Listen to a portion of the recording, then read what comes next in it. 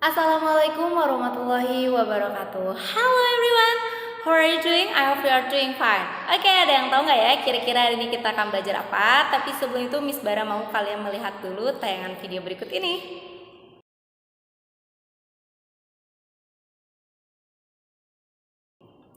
Setelah kalian melihat tayangan video barusan, jadi ada yang tahu nggak ya kira-kira hari ini kita akan belajar apa? Yes, today we are going to learn about past simple and past continuous. Let's find out. Oke guys, di kelas 8 kalian sudah pernah mempelajari past simple dan juga past continuous. So I wanna you recall your memory ya, agar kalian ingat lagi. Karena kita sudah pernah mempelajari hal itu ya. Jadi Miss akan menunjukkan tabel buat kalian yang masih sedikit agak-agak lupa tentang past simple dan juga past continuous. Ini dia tabelnya. Nah, seperti yang sudah pernah Miss Bara jelaskan bahwa past simple ini describe a finished action.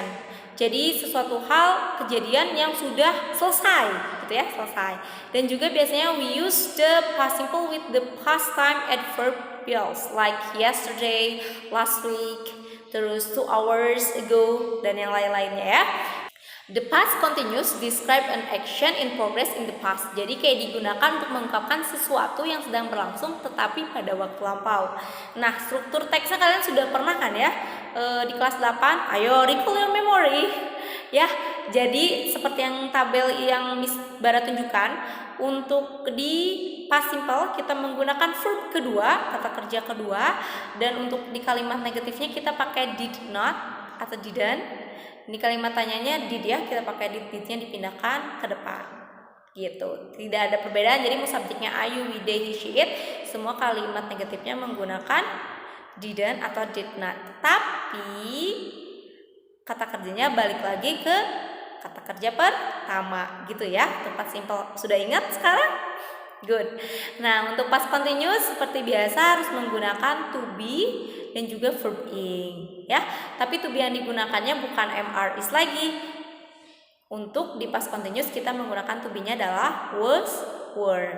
Begitu ya. Dan verb satunya menggunakan ing. Nah, sampai di sini kalian sudah ingat kan materi past simple dan juga past continuous yang sudah pernah Miss Bara jelaskan? Jika kalian lupa dengan materi tersebut, kalian boleh lihat video Miss Bara dengan judul past simple dan juga past continuous. Di situ dijelaskan secara detail atau secara rinci. Nah, di kelas 9 ini kita levelnya agak sedikit naik nih dalam membedakan past simple dan past continuous. Yaitu bagaimana sih cara kita menggabungkan kalimat past simple dan juga past continuous. Cirinya tuh apa Miss gitu ya.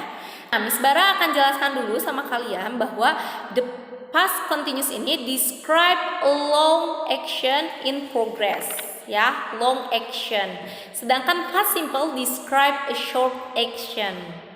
Gitu. Jadi aksinya tuh bisa dilihat dari long atau shortnya sebuah kegiatan yang sedang kita lakukan. Dan biasanya we use when before a short action and while before a long action. Sampai di sini cukup dipahami? Good ya. Contoh kalimatnya seperti apa, Miss? Nah, di sini Miss Bara akan menunjukkan sebuah tabel. Di atasnya ada long action sama short action yang tadi Miss Bara maksudkan ya, agar kalian tidak bingung. Dan juga ada kata when. Nah, yuk, contohnya kalimatnya seperti ini. I was taking my camera out of its case when I dropped it. Nah, jadi kan itu artinya saya mengambil kamera saya dari kotaknya ketika saya menjatuhkannya. Saya mengambil kamera saya dari kotaknya ketika saya menjatuhkannya. Gitu. Sedangkan di tabel kedua itu ada kalimat dibalik ya, short action dan long actionnya. Jadi I dropped my camera while I was taking it out of its case. Saya menjatuhkan kamera saya saat saya mengeluarkannya dari kotaknya. Masih bingung, Miss?